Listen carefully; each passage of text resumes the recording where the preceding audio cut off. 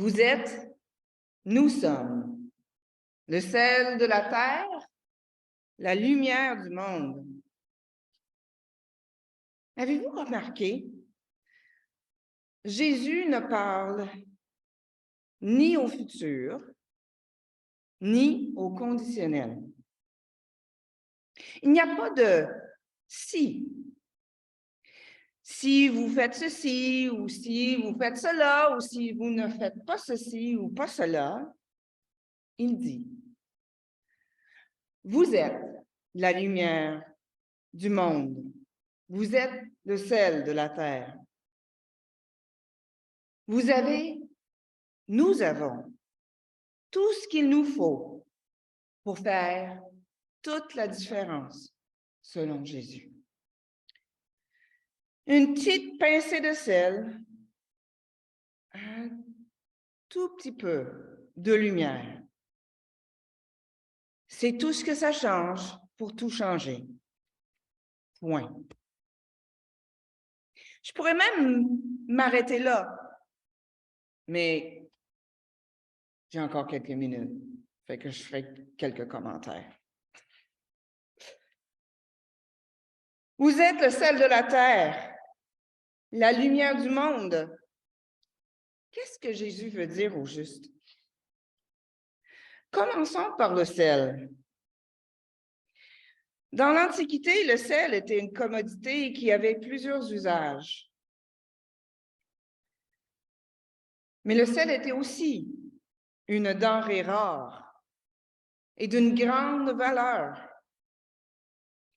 Le mot salaire vient du latin salarium, sal, voulant dire sel.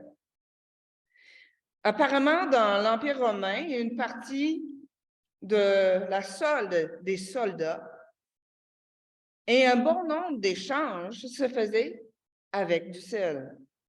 Il y a même une expression en anglais qui veut dire « il ne vaut pas son sel ». En nous disant que nous sommes le sel de la terre, Jésus veut-il affirmer que nous sommes aussi une denrée précieuse, que nous avons du prix à ses yeux?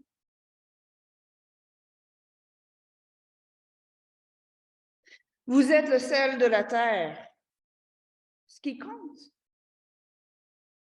c'est la terre, c'est le monde. Et qu'est-ce que ça fait du sel? J'avais justement un temps pour les enfants. J'ai du popcorn sans sel. Alors, on allait avoir une conversation sur ce que ça fait du sel. Qu'est-ce que ça fait, le sel? Nicole? Ça donne du goût, ça rehausse le goût. Ça ne change pas le goût, ça rehausse le goût. D'autres choses, qu'est-ce que le sel peut faire? Raphaël? Comment? Ça conserve, c'est vrai, c'est un agent de conservation. Qui a déjà passé en Gaspésie sait très bien, ou en Terre-Neuve, c'est très bien que le sel était utilisé pour conserver les aliments. D'autres choses? Paul-André? Oh oui, ça s'en vient, ça durcit les artères, tu as raison. Mais ça peut aussi nettoyer. Qui a déjà fait enlever des dents de sagesse? La dentiste, quand j'ai fait enlever mes dents de sagesse, la dentiste m'a dit, rincez votre bouche avec de l'eau salée. Puis ça peut récurer aussi, ça peut nettoyer. Ça a toutes sortes d'utilités. Ça peut enlever des taches.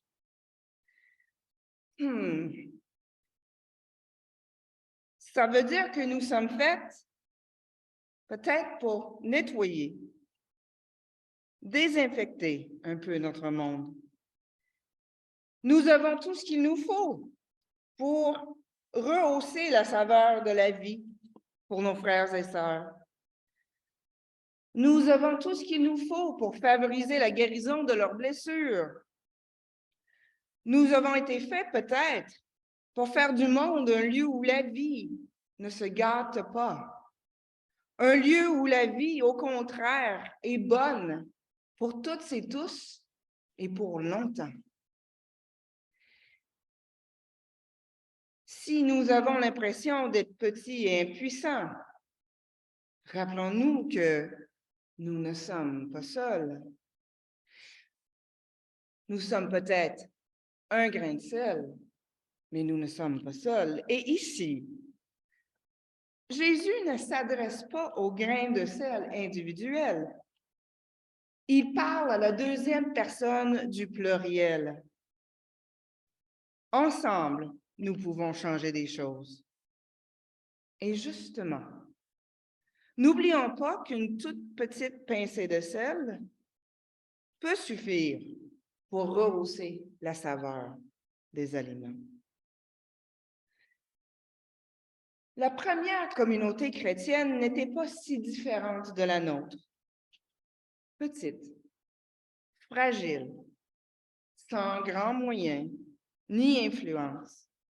Elle était méprisée, ridiculisée, persécutée pour sa foi. Et là, entendez-vous les échos de l'Évangile de la semaine dernière? Heureux êtes-vous lorsqu'on vous persécute pour votre foi. La force de la première communauté chrétienne était justement dans sa faiblesse. Ça, on l'entend dans d'autres passages bibliques aussi. Dans sa différence par rapport à la société ambiante, comme le sel. Le sel se fond dans les aliments, mais il est différent des aliments. J'ose croire que la fragilité de l'Église aujourd'hui est justement une bénédiction, une occasion à saisir à pleine main.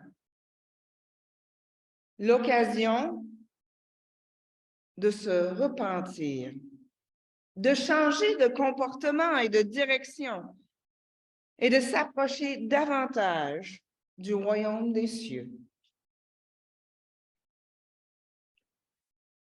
Qui est bienheureux? Qui verra Dieu? Qui entrera dans le royaume des cieux? Pas les forts, pas les puissants, les riches, les célèbres, ceux et celles qui se hissent aux premières places.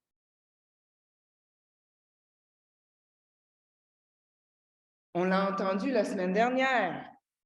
Heureux les pauvres de cœur, les doux, les cœurs purs, les gens qui pleurent, qui ont faim et soif de justice.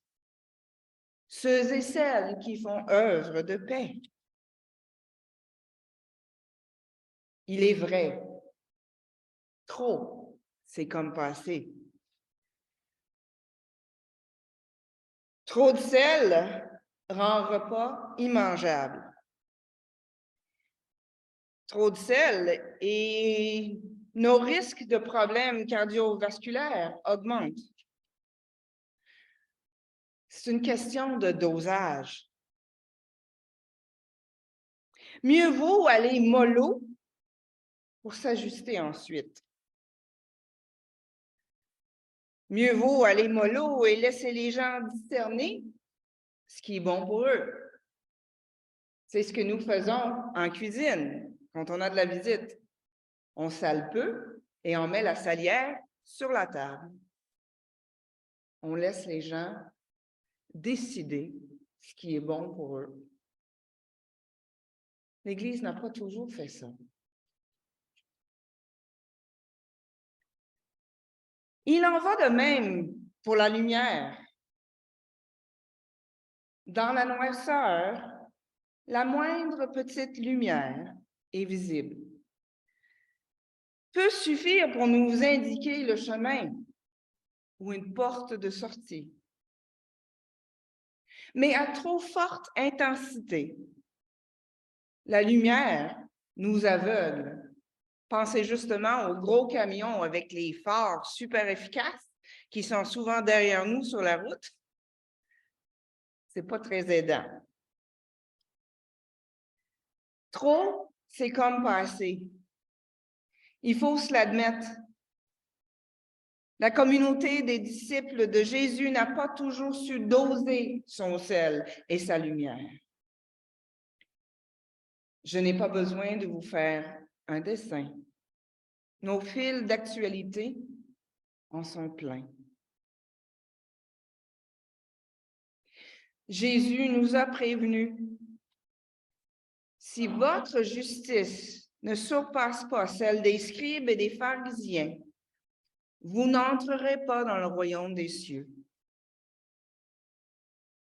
Nous devons faire mieux que les gens qui sont bons pour interpréter les Écritures et pour dicter au monde un code de conduite sans que leurs bottines suivent leurs babines pour autant. Il ne suffit pas de pratiquer sa religion. Il ne suffit ni de venir au temple, ni de faire des offrandes, ni d'accomplir certains rites de passage, ni même d'étudier les Écritures et de savoir toute l'histoire de la rédaction des différents niveaux du livre d'Ésaïe, par exemple. Il faut que ça fasse au moins une petite différence dans le monde. Juste assez, pas trop. Il faut être utile. Par le passé, l'Église du Christ n'est pas allée avec le dos de la cuillère. Et le sel qu'elle offrait au monde était tout sauf pur. Et le sel dans l'Antiquité n'était pas le sel que nous avons aujourd'hui en passant. Le sel qu'offrait l'Église était souvent contaminé de toutes sortes d'impuretés. Et la lumière qu'elle portait n'était pas toujours la vraie lumière. Parfois, le peuple de Dieu s'éloigne du royaume plutôt que de s'en rapprocher. Plus ça change. Au temps du prophète Ésaïe, et les générations qui ont rédigé et révisé le livre qui porte son nom, il y en a qui croyaient qu'il suffisait de pratiquer pour être sauvé de tout danger. Mais il ne suffit pas de pratiquer. Il faut aussi vivre de façon cohérente. Non, nul ne peut être sauvé par ses œuvres, mais cette grâce intérieure qui nous est donnée, quand elle est vraie, change notre façon de vivre, comme le sel change les éléments avec lesquels il est en contact.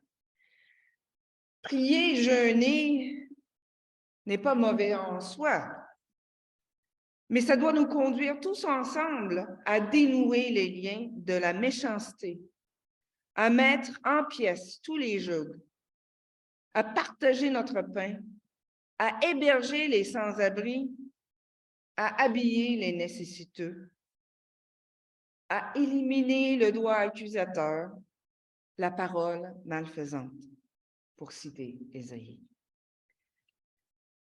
C'est ainsi que nous entrerons dans le royaume des cieux. C'est ainsi que nous vivrons selon la loi que Jésus est venu accomplir. Entrer dans le royaume de Dieu, respecter les commandements, du plus petit au plus grand, n'est pas au-dessus de nos forces. Jésus lui-même résumera son enseignement ainsi. Tout ce que vous voulez que les autres fassent pour vous, faites-le vous-même pour eux. C'est ça la loi et les prophètes. Ce n'est pas nouveau que le peuple de Dieu se trompe en chemin, qu'il ne sait pas doser sa présence au monde. Nos ancêtres en mettaient parfois un peu, pas mal, trop de sel et de lumière, et du sel et de la lumière parfois de mauvais goût. Aujourd'hui, il me semble que de notre côté, ne voulons tellement pas gâcher la sauce ou aveugler les gens, nous allons avec pas mal, peut-être trop, de parcimonie. Il arrive que notre sauce est un peu fade et que notre lumière est un peu faible. Mais c'est notre chance. Dans la communauté des disciples, comme en cuisine, il est toujours plus facile d'en ajouter un peu que d'en enlever. Alors, allons avec douceur et humilité, avec un cœur pur, un cœur qui pleure, oui, qui pleure les erreurs du passé, avec un repentir sincère qui corrige le tir. Notre lumière poindra comme l'aurore. Par sa grâce, sans cesse, le Seigneur nous guidera, comme il l'a toujours fait. Nous réparerons les dévastations du passé et toutes et tous entreront dans le royaume des cieux. Frères et sœurs, soyons purement et doucement ce que nous sommes déjà. Par sa grâce, Dieu fera le reste. Amen.